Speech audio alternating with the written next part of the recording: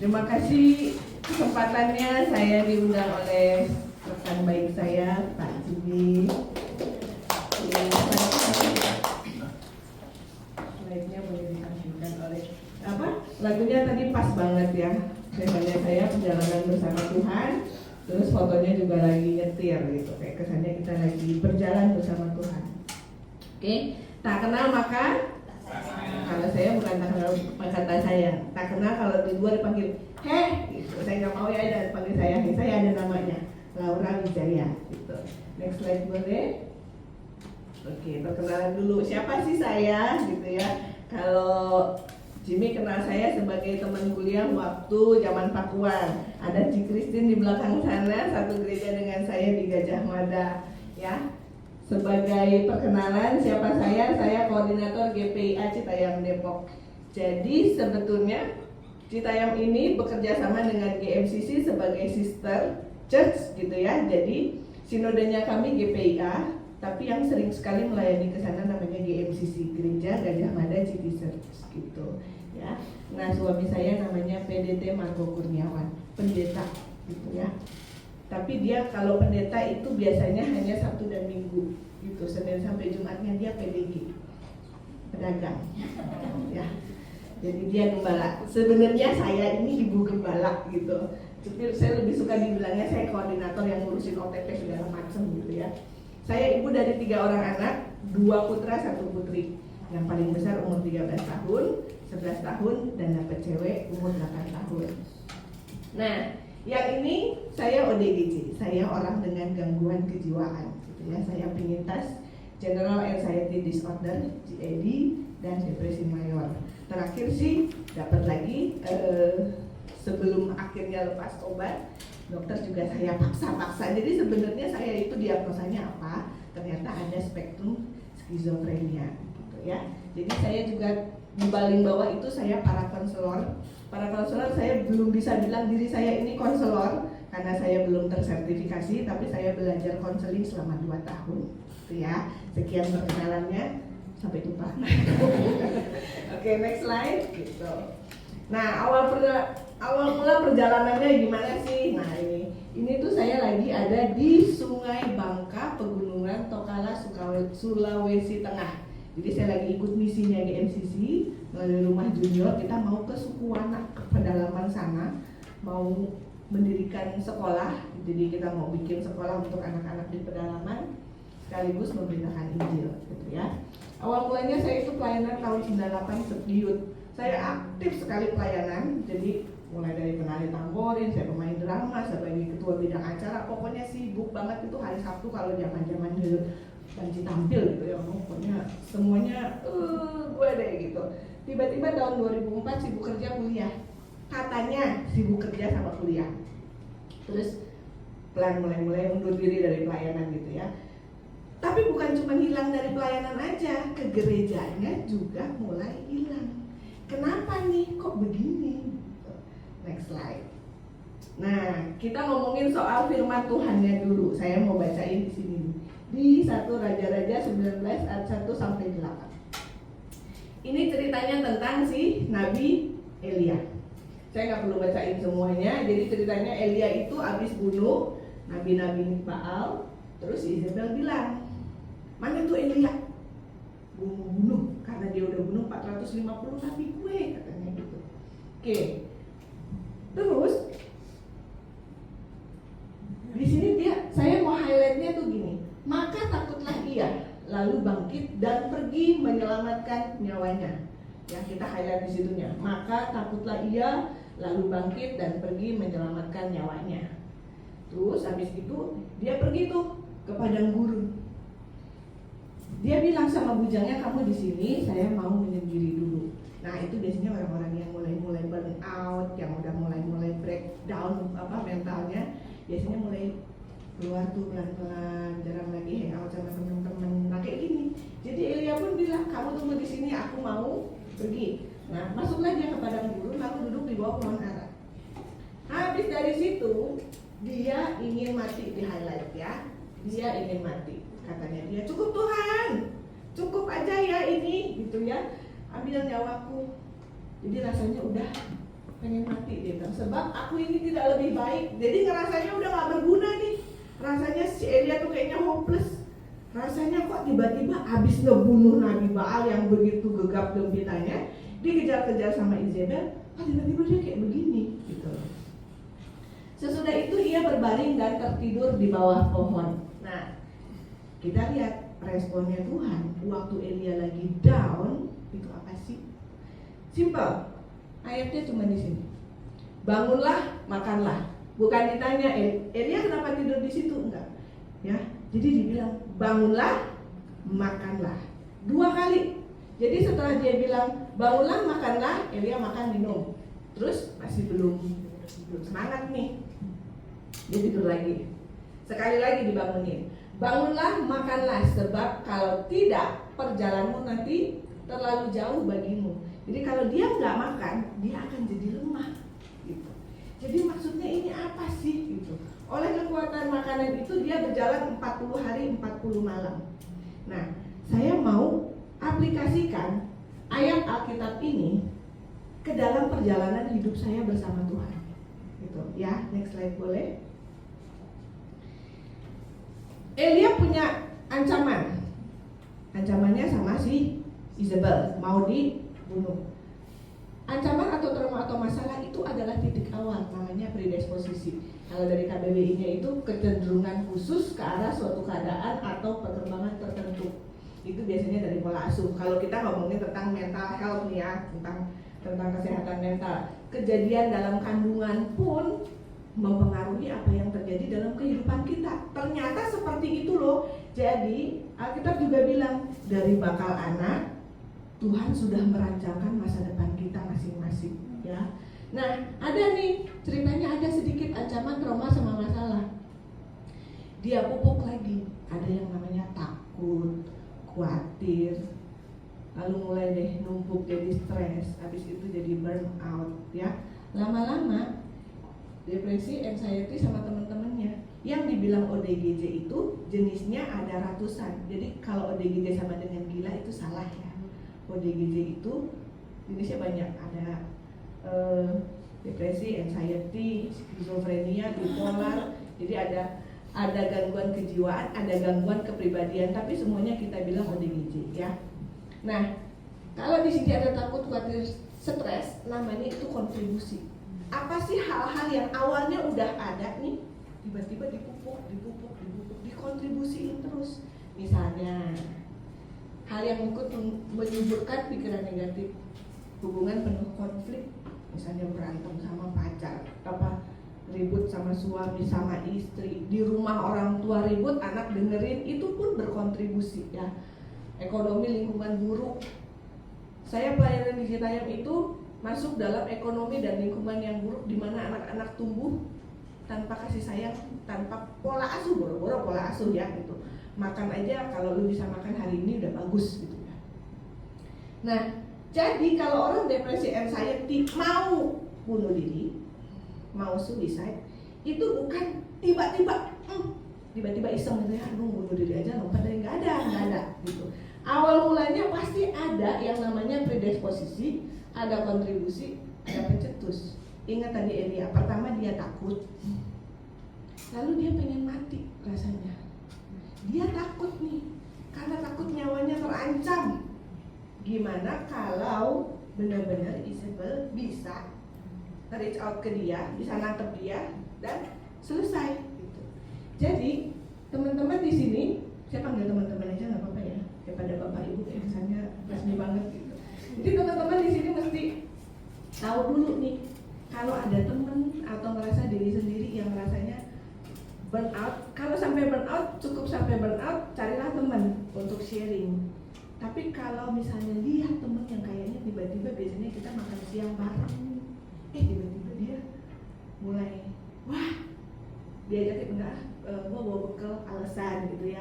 Terus kita teleponin, makin lama makin dia lama ngangkatnya. Pulang kerja tenggol langsung pulang ke kosan, nggak lagi di kontak. Biasanya kita harus ada warning, karena namanya resiko bunuh diri itu sesungguhnya bisa kelihatan gitu ya. Elia sendiri Waktu dia bilang tinggalin bujangnya, gua mau pergi sendiri, itu udah tanda tuh. Itu udah tanda bahwa dia mau, rasanya tuh udah kayak, wah Tuhan, gua takut, gua kayaknya bener-bener dari sesuatu yang gegap gempita langsung nyusruk sampai, wah nanti kalau dikejar beneran kayak gimana gitu kan. Next slide. Bagaimana menghadapi depresi. Jadi perjalanan saya yang saya mau ceritain hari ini itu adalah gimana menghadapi depresi. Simple banget.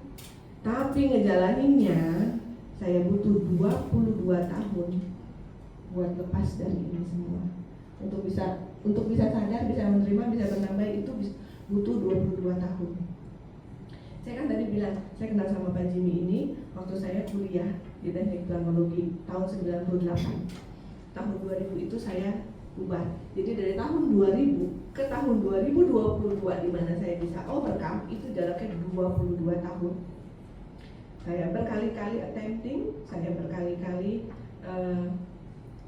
bolak-balik ceritanya ke konselor gitu loh. Tapi belum membuahkan hasil sampai akhirnya di tahun 2022 saya bisa menyadari, saya sebetulnya sadar itu tahun 2019. Saya pernah bawain ini di podcast saya, bukan di podcast saya diundang di podcast. Saya pernah kasih tahu kalau saya sadar ada yang salah sama diri saya itu tahun 2019. Sederhana banget. Saya sama suami, saya menikah tahun 2010, jadi 2019 kita udah 9 tahun pernikahan. Mau pergi nih jalan-jalan akhir tahun ceritanya gitu kan. Akhir tahun kita mau pergi. Di satu sisi pikirannya, kok nih pikiran-pikiran yang negatif itu munculnya terlalu sering. Gampangnya gini, kalau saya macem-macem di luar negeri, nanti suami akan bawa pulang jenazahnya, repot banget gitu. Jadi 2019 saya mencoba untuk menyadari bahwa ada yang salah dengan saya dan saya, tapi bingung nih mau ngomong, karena pernah ada waktu saya ngomong ke konselor di gereja, dibilangnya pertama apa? Pastinya kurang iman, kedua kurang bersyukur, yang ketiga harus banyak doa, puasa gitu. Pokoknya yang namanya trauma harus ditangking gitu. Jadi karena saya udah trust issue nih sama yang kayak begitu, tulislah di medsos, I need help gitu. Wah, terus ada teman yang encourage, terus dia bilang, lu harus nih pergi. Tapi dengan dia encourage saya, ada sedikit ventilasi. Jadi ada sedikit cerita saya, gua begini, dan begitu, ya, ada ventilasi. Jadilah saya keluar. Tapi saya baru ke psikolog dan ke psikiater itu tahun 2020 sebelum COVID, gitu ya. Jadi di situ saya sadar menyadari bahwa kita lemah dan membutuhkan bantuan. Itu sadar kita membutuhkan bantuan itu bagi saya adalah suatu anugerah Tuhan. Karena banyak orang di luar sana yang stres, dia ngerasa cuma udah stres doang. Padahal kondisinya mungkin ya sudah masuk ke anxiety. Dia udah mulai tremor, tiba-tiba kok perut mules, bolak-balik IGD, tapi nggak ada yang sakit. Tiba-tiba GERD gitu kan. Iya nih kayaknya kebanyakan minum kopi. Padahal yang salah di sini, yang salah di mentalnya. Kemudian menerima, gampang nggak menerima vonisnya ODGJ? Nggak gampang. Saya pasien rumah sakit jiwa. Di sini saya bisa dengan gampang ngomong. Setelah saya menerima, saya pasien rumah sakit jiwa. Saya overcome. Saya sudah melewati bahwa ya saya pasien rumah sakit jiwa. Karena dengan saya sadar dan menerima, saya tahu kemana saya harus berobat, kemana saya harus mendapatkan pertolongan. Termasuk masa lalu yang terjadi. Jadi menerima itu termasuk masa lalu yang terjadi, termasuk penolakan sejak saya dalam kandungan mama saya. Dari mana sih saya dapat ini? Tahun 2019. Menerimanya itu kapan? Menerimanya itu sampai berdamai di tahun 2022. Prosesnya panjang. Karena tadi kan saya bilang saya trust issue tuh ya, sama yang namanya pendeta, padahal saya sendiri pelayanan gitu ya, sama yang namanya konselor di gereja, sama yang namanya hamba Tuhan inilah, hamba Tuhan itulah. Kenapa? Karena suami saya sendiri sebagai seorang pelayan Tuhan, dia yang bilang sama saya, kalau mau mati, mati aja, nggak usah capek. Itu yang bikin saya trust issue, dan itu yang bikin depresi saya semakin jauh ke dalam. Nggak mau, oh saya setiap minggu masih pelayanan, Ci Christine masih sering lihat saya, tapi saya nggak pernah mau lagi tuh gabung sama ibu-ibu. Jadi sebelum tahun 2022 itu saya jarang sekali kumpul sama para pelayan Tuhan lain gitu. Kenapa? Rasanya melelahkan, rasanya capek harus pakai topeng. Iya saya baik-baik aja, puji Tuhan gitu. Padahal dalam hati tuh rasanya udah nggak karuan. Kalau ditinggal sendiri, saya melakukan hal itu. Ya, jadi orang dengan depresi, anxiety, orang dengan gangguan kejiwaan jangan ditinggal sendiri, ditemenin. Juga jangan kepo nanya, kenapa sih? Jangan ditanya. Yang ada pengen diem deh, bisa nggak sih gitu. Di otak sendiri aja tuh banyak berantem gitu. Ini kenapa mesti tanya kenapa? Antara cuman kepo doang gitu loh. Atau yang kedua, ya udah lalu cuma kayak gitu doang juga, akhirnya nggak dapet apa-apa gitu. Ya, jadi setelah menerima, termasuk masa lalu, ini saya dapat setelah saya konseling berkali-kali dengan konselor saya pendeta Ibu Nursini Sihombing, ya, seorang pendeta, dan itu yang memulihkan juga. Saya punya kepercayaan bahwa tidak semua hamba Tuhan itu ngejudge. Itu ngejudge. Jadi tidak semua hamba Tuhan itu bilang lu kurang bersyukur. Karena hamba Tuhan yang terdekat dengan saya itu kurang bersyukur, bilangnya saya kurang bersyukur gitu ya. Karena suami saya selalu bilang, gua nggak main cewek, gua nggak judi, gua bertanggung jawab, lu ada rumah, anak-anak sehat. Tapi kenapa lu bisa depresi? Dan saya bukan korban dari suatu hal yang traumatis, tidak ada KDRT. Tapi kenapa saya bisa masuk ke dalam keadaan depresi gitu. Akhirnya setelah bertemu dengan konselor yang betul-betul tahu dan benar-benar mumpuni dengan ilmu kesehatan mental, saya pulih.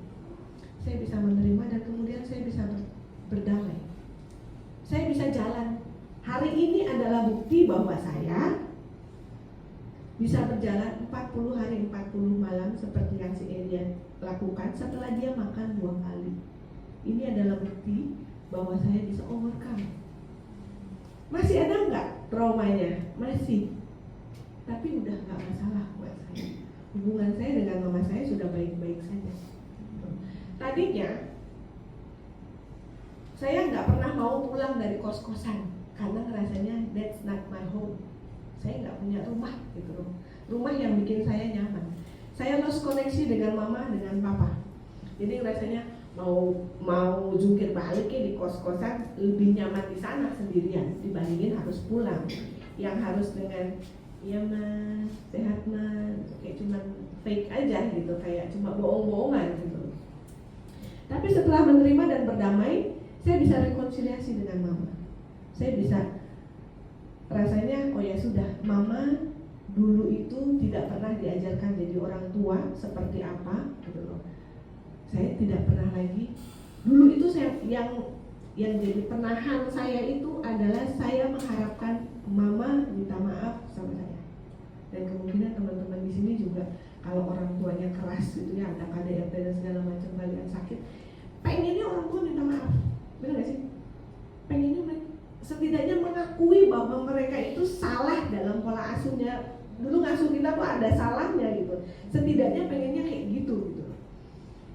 Tapi setelah kalimat dari konselor saya bilang, kamu harus sadar sampai akhir nanti kamu tidak akan pernah mendapatkan kalimat maaf, kamu harus menerima itu. Di situ kayak beban saya langsung lepas. Ya, tidak lagi mengharapkan mama, karena mama pun tidak sepenuhnya salah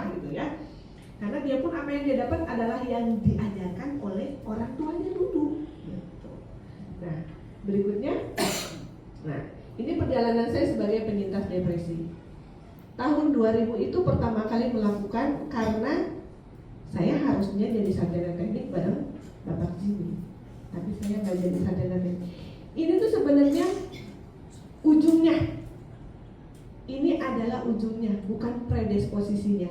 Saya anak kedua dari 3 bersaudara cewek semua. Ada yang namanya middle child syndrome, ya, middle child syndrome, persaingan antar sibling, gitu ya. Saya jarak dengan kakak sedikit 2 tahun doang, saya dengan adik 8 tahun. Bontot nggak jadi, gitu kan. Lagi seneng-senengnya jadi anak muda, tiba-tiba lahir lagi. Oh, semua perhatian ke adik.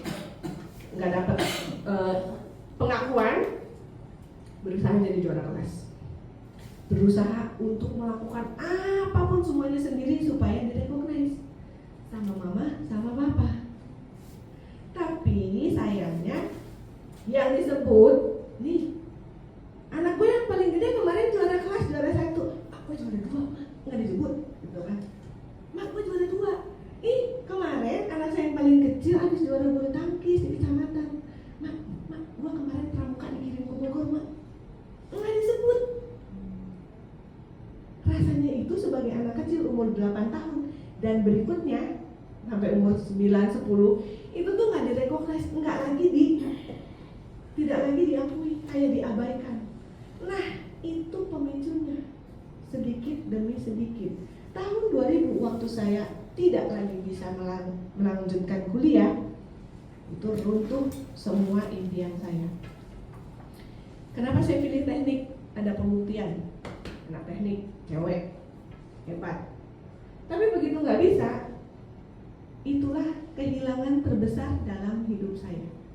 Jadi kehilangan, kedukaan bukan cuma soal kita terputus dengan orang yang terkasih, mereka kembali pulang ke rumah bapak. No, bukan. Kehilangan pekerjaan, termasuk kehilangan impian yang kita bangun. Akhirnya saya mulai jadi perfeksionis di sini. 2003 saya keluar dari rumah, saya kuliah dengan biaya sendiri. Saya malas pulang, saya cuma membuktikan bahwa saya bilang nggak perlu tahu, nanti gue tinggal kirimin undangan wisuda. Ya, jadi 2003 ini, 2004, 2005 itu saya udah pacaran dengan suami saya yang sekarang. Itu ada tuh attempting.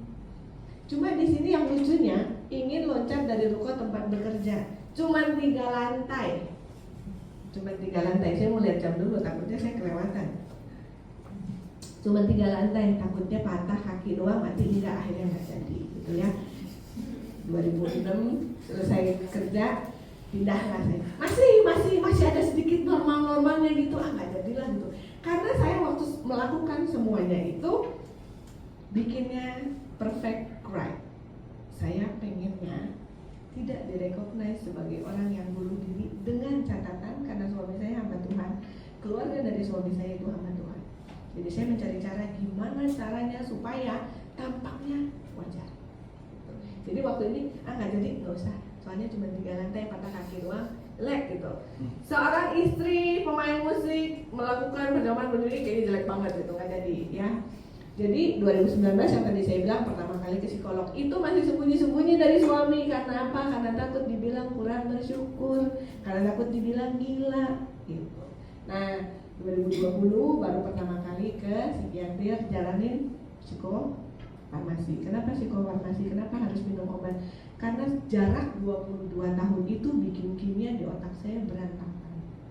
Jadi serotoninnya udah kurang. Bisa nggak serotonin dari makanan? Bisa. Tapi secara kimia di otak saya udah nggak sanggup lagi untuk naikin gitu. Mau makan kayak apapun, serotoninnya kurang. Jadi dikasihlah obat SSRI. Kemudian 2021 ini baru sekolah konseling, jurusan keluarga dan kesehatan mental. Ketemu sama komunitas yang Kristen, 1 Kristen, 2 hamba Tuhan, ketiga semuanya peduli dengan kesehatan mental. Saya tidak lagi dihakimi, saya di-encourage, saya dirangkul, saya disupport. Ayo sembuh bareng-bareng. Tujuan saya apa sih ini? Mau jadi konselor gitu? Oh enggak, saya berobat jalan. Tadinya saya mau sekolahnya ke psikologi nih, tahun 2003. Kan mahal ya, namanya biaya kuliah sendiri, nggak jadi deh. Nah, tahun 2021 karena waktu di sini ada bilang, ayo yang mau lanjutin sertifikasi itu lanjut ya langsung di semester ketiga. Saya belajar ini 2 tahun, jadi 4 semester. Tapi ternyata syaratnya harus S1. Jadi ngejar gitu, ngejar supaya bisa sertifikasi. Saya lanjut kuliah. Akhirnya kuliahnya selesai. Saya nggak jadi sarjana teknik tapi jadi sarjana komputer. Tapi sertifikasinya belum, karena niatnya jadi kayaknya belum dulu deh, doakan ya supaya saya bisa sertifikasi. Nah, setelah pulih, saya bisa nih ngomong kayak gini sekarang di GPIA Citayam. Tahun 2003 saya lulus grade-nya A. Sempat ada trigger, karena waktu itu saya nunjukin kelulusan saya ke mama saya cuma sakit banget. Jadi kayak cuman mah gitu, kayak anak kecil nih, balik lagi anak umur 8 tahun lagi nunjukin gambarnya gitu kan. Tapi terus bilang, oh ya sudah, toh dengan dapat grade A setidaknya IPK naik gitu, bisa lanjutin S2 nanti gitu. Nah, mulai pulih jadi percaya diri. Jadi dulu saya bener-bener ngomong kayak begini, boro-boro berani. Tahun 98, 99, 2000 saya berani. Abis itu hilang. Boro-boro ngomong kayak begini, ada tangan gemeteran. Jujur sih tadi saya juga tangannya gemeteran, nervous gitu, takut. Oke, next.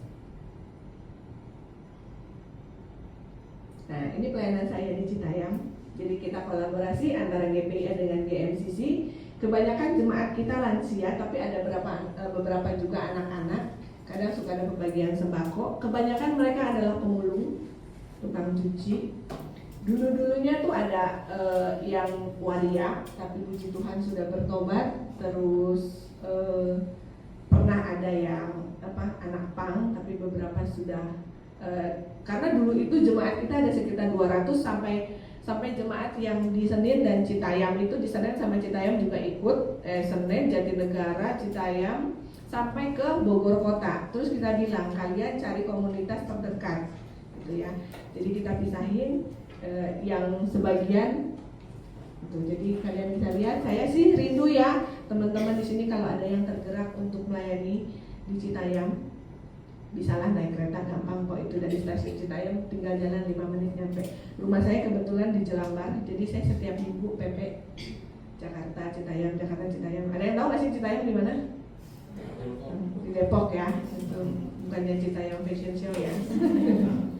Nextnya, nah ini pelayanan saya dengan rumah junior dari GMCC. Jadi kita pergi ke pedalaman. Kalau di sini lihatnya cuma pas saya enaknya aja gitu, udah ketemu di sana. Tapi perjalanan yang itu kurang lebih 11 ditambah 5, 16 km ke atas ke gunung gitu ya. Jadi jalan juga kalau misalnya lagi hujan itu motor pun nggak bisa naik gitu ya.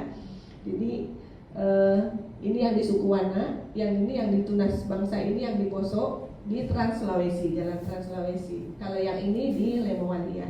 Jadi saya pernah undang Pak Jimmy juga kalau misalnya mau berniat bisa gitu. Jadi kalian yang punya talenta buat melayani, ngajar anak atau ngajarin suku-suku pedalaman tentang sanitari, kebersihan diri, itu kita welcome banget gitu ya. Next.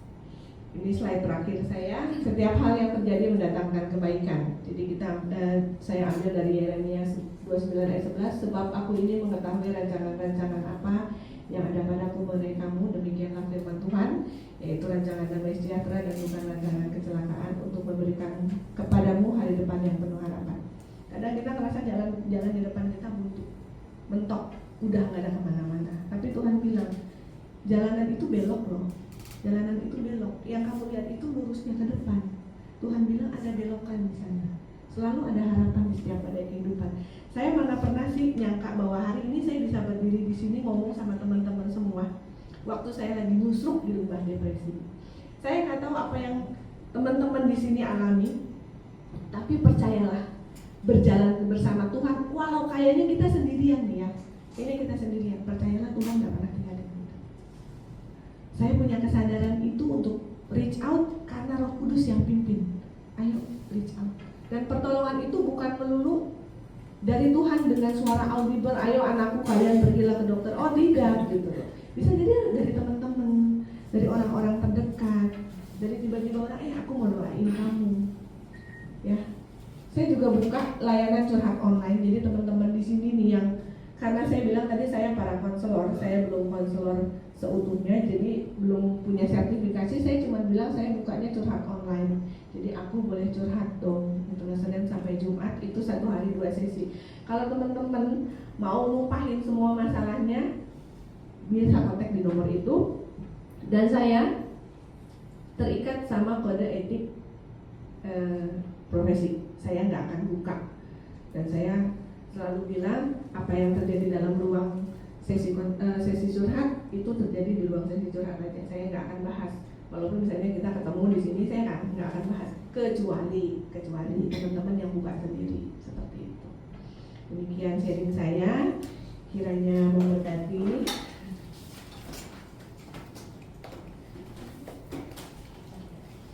Kita tutup dalam doa dulu, boleh ya? Atau hati dalam doa ya. Tuhan, mungkin kami melihat saat ini mendung dalam kehidupan kami. Saat ini kami melihat matahari tidak bersinar di tengah kehidupan kami. Rasanya mentok Tuhan, ke kanan susah, ke kiri susah, ke depan, ke belakang semuanya rasanya menghimpit kami. Tapi percaya Tuhan, kami punya pengharapan. Saat ke depan, ke belakang, ke kiri, ke kanan, bahkan tidak ada jalan, harapan kami ke atas. Kepada Tuhan, Juru Selamat kami. Kepada Roh Kudus yang menuntun langkah kami. Tuhan, kami tahu mungkin hal itu berat. Tapi percayalah, kami tidak pernah meninggalkan iman kami kepadamu. Tuhan, apa yang terjadi pada teman-teman di sini, hamba percaya Engkau yang memberkati, Engkau yang menuntun dan menguatkan Tuhan. Biar mereka pun saling support satu sama lain. Biar mereka boleh mengerti bahwa mungkin badai boleh ada, mental mereka boleh hancur, tapi Tuhan selalu menolong dan menguatkan. Tuhan selalu membalut luka kami. Bukan penghakiman yang kami terima Tuhan, tapi kasih sayang yang tulus, pembalutan luka-luka kami, dan kesembuhan, pulih yang terjadi dalam hidup kami. Terima kasih Tuhan. Terima kasih untuk waktu yang indah di siang hari ini. Biar Engkau bekerja seterusnya dalam hidup kami, dan melangkah bersama-sama dengan kami mengatasi apapun yang menjadi badai kami. Terima kasih Tuhan. Dalam nama-Mu kami sudah berdoa. Amin.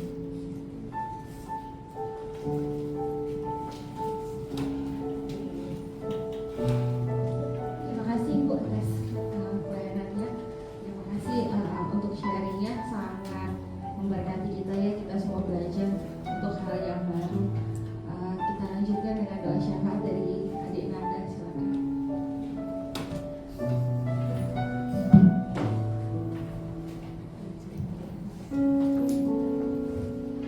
Kita satukan hati kita bersatu di dalam doa. Bapa, kami mengucap syukur Tuhan atas berkat yang Engkau berikan kepada kami Tuhan Yesus, pribadi lepas pribadi Tuhan. Terima kasih Tuhan untuk waktu yang masih Engkau berikan kepada kami. Kami boleh ada sebagaimana kami ada ya Bapa. Bapa di dalam surga, terima kasih Tuhan. Siang hari ini kami boleh mendengarkan kesaksian Tuhan, cerita dari Ibu Laura. Terima kasih ya Tuhan Yesus, kami melihat bagaimana Engkau bekerja luar biasa di dalam kehidupannya Tuhan. Biarlah kiranya Tuhan Yesus Engkau pakai dia luar biasa lagi ya Bapa dalam pelayanannya Tuhan.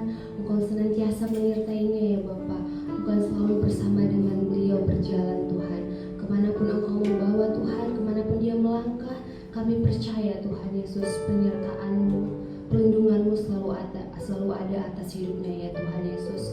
Tuhan Yesus, kami juga berdoa Tuhan, di mana Tuhan Yesus, Ibu Laura Tuhan Yesus mengharapkan Tuhan, kami berdoa untuk sertifikasi Tuhan Yesus yang dia harapkan Tuhan. Kami berdoa Tuhan Engkau akan memberikannya di waktu yang tepat Tuhan Yesus, di waktu yang terbaik Tuhan. Beliau boleh bersuka cita lagi ya Bapa karena-Mu Tuhan Yesus. Kami juga berdoa Tuhan untuk suami beliau Tuhan, Engkau memberkati pelayanannya juga ya Tuhan Yesus, menjadi Bapak pendeta yang takut akan Engkau Tuhan, yang taat Tuhan, yang boleh menjadi berkat Tuhan di dalam jemaat ya Bapak, di mana dia Engkau tugaskan Tuhan. Terima kasih ya Tuhan, kami juga berdoa untuk anak-anak mereka ya Tuhan. Engkau Tuhan yang menyertai Tuhan Yesus tumbuh kembangnya ya Bapak sampai mereka dewasa Tuhan. Mereka Tuhan boleh selalu hidup di dalam Engkau Tuhan Yesus. Engkau Tuhan yang memberkati sekolah mereka, pendidikan mereka, apapun Tuhan Engkau yang pegang kendali Bapak. Dalam nama Tuhan Yesus kami juga mau berdoa ya Tuhan untuk setiap kami yang ada di tempat ini Tuhan. Mungkin kami juga ada yang merasakan depresi Tuhan, ada yang merasakan khawatir Tuhan. Kami percaya Tuhan Ibu Laura boleh sembuh, kami juga percaya kami akan memperoleh kesembuhan itu ya Bapak. Kami boleh Tuhan Yesus hidup penuh damai sejahtera dari Tuhan. Kami boleh bersuka cita ya Tuhan Yesus, hidup kami boleh hidup yang berkenan di hadapan-Mu ya Bapak. Bapak di dalam surga, kami juga mau berdoa Tuhan untuk perusahaan kami Smartfriend. Engkau tahu Smartfriend dan XL sebentar akan merger Tuhan. Kami berdoa ya Bapak, proses ini Tuhan yang selalu menyertai. Ini terjadi Tuhan, kami percaya atas kehendak-Mu. Dan semua orang yang ada di dalamnya Tuhan boleh memperoleh damai sejahtera yang dari surga ya Bapak. Kami juga mau berdoa ya Tuhan untuk teman-teman kami yang sedang sakit Tuhan. Ibu Irsi Tuhan, Engkau yang memulihkan keadaannya ya Bapak. Apapun saat ini sedang dia proses pengobatan Tuhan, Engkau yang memberkati setiap alat-alat yang dipakai, setiap dokter Tuhan yang menanganinya Tuhan. Engkau Tuhan yang memberi kesembuhan ya Bapak. Engkau memberkati setiap tangan-tangan itu ya Bapak. Terima kasih ya Tuhan Yesus. Kami juga mau berdoa Tuhan untuk setiap pasangan hidup Tuhan Yesus yang saat ini mengharapkan seorang anak Tuhan. Kami berdoa dengan iman, kami percaya Tuhan Engkau akan memberikan Tuhan Yesus bayi Tuhan yang mana menjadi sumber sukacita bagi mereka ya Bapak. Semua yang mereka harapkan Tuhan kami serahkan dan kami taruh semua di bawah kaki-Mu Tuhan Yesus. Sebentar Tuhan kami akan kembali bekerja ke tempat kami masing-masing Bapak. Kami percaya Roh Kudus-Mu akan selalu menuntun setiap kami Tuhan. Engkau akan menyertai setiap kami pribadi lepas pribadi Tuhan Yesus. Dan di atas semuanya itu Tuhan kami memohon ampun Bapak atas dosa yang pelanggaran kami lakukan yang mendukakan mengecewakan-Mu. Itu dengan orang-orang sekitar kami Tuhan. Dan sebentar kami mengenang berkat dari hamba-Mu. Dan nama Tuhan Yesus. Pertama kita bangkit berdiri, angkat kedua tangan kita, pulanglah, terimalah, kembalilah ke aktivitas kalian masing-masing dengan damai sejahtera, kasih karunia, persekutuan yang manis dengan Roh Kudus akan menyertai kita mulai saat ini bahkan sampai selama-lamanya, bahkan sampai Tuhan Yesus datang kedua kali dan menjemput kita di awan-awan yang permai. Semua yang percaya katakan, amin.